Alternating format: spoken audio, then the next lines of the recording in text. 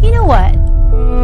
Hindi ko alam kung saan ka kumukuha ng kakapalan na mukha para puthutan yung ate ko.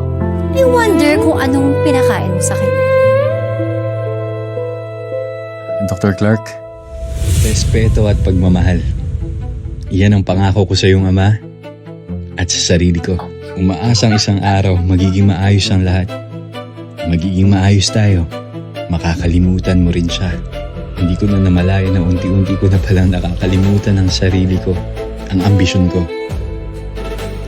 Kasi, ikaw ang pinili ko.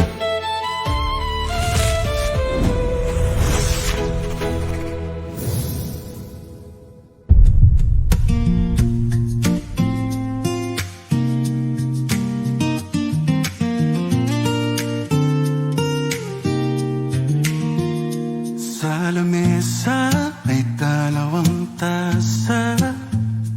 Yung isa malamig na.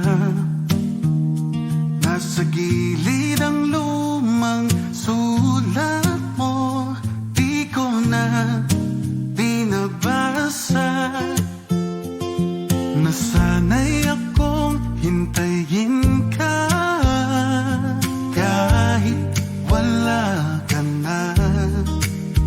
Pero ngayong gabi napagod na ang puso kong sugatan. Dahan-dahan binibitawan yung pangalan mo sa dibdib ko. Aalis na ako, aalis na ako. Bitaw na mahal, bitaw na ako. Huling hinga, bago magbago. Aalis na ako, aalis na ako.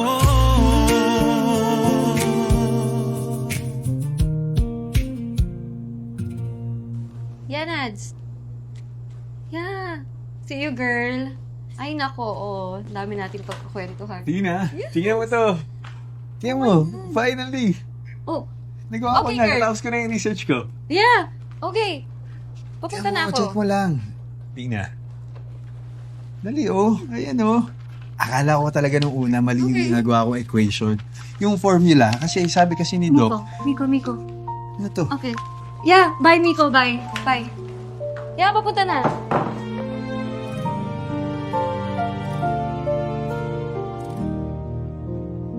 Sa gitna ng ulan, nandito pa rin, naghihintay sa pagbalik mo. May basang liham sa bulsa ko, hindi ko na alam kung para kanino.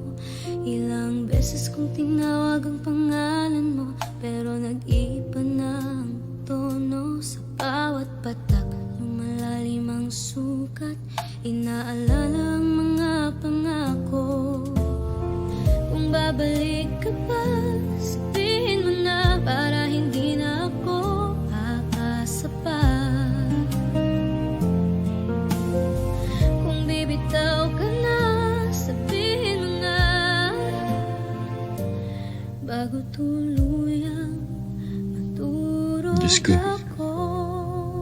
Sana tama po ang desisyon ko.